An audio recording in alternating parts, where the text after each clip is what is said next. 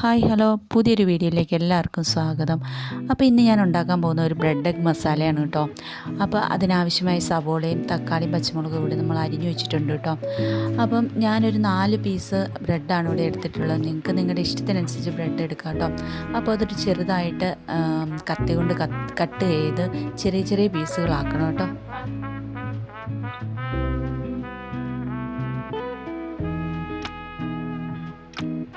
അപ്പോൾ ഒരു പാത്രത്തിൽ ആവശ്യമായ എണ്ണ ഒഴിച്ച് എണ്ണ ചൂടായി വരുമ്പോഴത്തേനും നമ്മൾ സവോള ഇട്ട് കൊടുക്കുന്നുണ്ട് കേട്ടോ.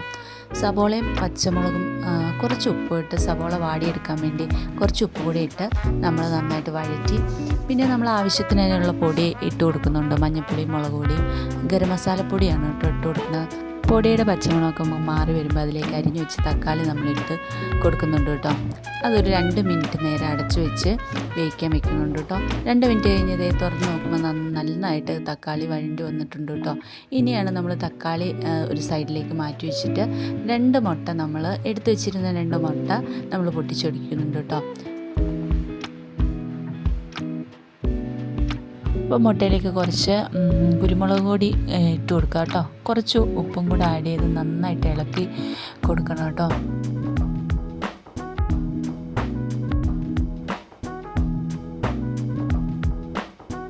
അപ്പോൾ മുട്ട ഇത് നന്നായിട്ട് ചിക്കി എടുത്ത ശേഷം നമുക്ക് മാറ്റി വെച്ചേക്കുന്ന തക്കാളിയും കൂടി അതിലേക്ക് നന്നായിട്ട് ഇളക്കി കൊടുക്കാം കേട്ടോ.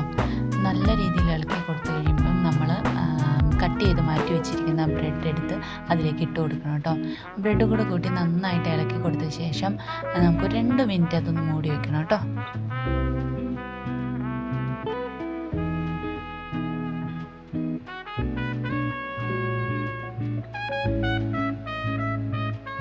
അപ്പോൾ 2 മിനിറ്റ് കഴിഞ്ഞിട്ടുണ്ട്. നമുക്ക് ഈ മൂടി ഒന്ന് തുറന്ന് നോക്കാം കേട്ടോ. അപ്പം നന്നായിട്ട് ബ്രെഡും മുട്ടയും എല്ലാം നല്ല മസാലകളും എല്ലാം നന്നായിട്ട് മിക്സ് ആയിട്ടുണ്ട് കേട്ടോ. അപ്പോൾ നമ്മുടെ ബ്രെഡ് എഗ് മസാല ഇപ്പോൾ റെഡി ആയിട്ടുണ്ട് കേട്ടോ. അപ്പോൾ നിങ്ങളെല്ലാവരും ലൈക്ക് ചെയ്യാനും ഷെയർ ചെയ്യാനും സബ്സ്ക്രൈബ് ചെയ്യാനും മറക്കല്ലേ.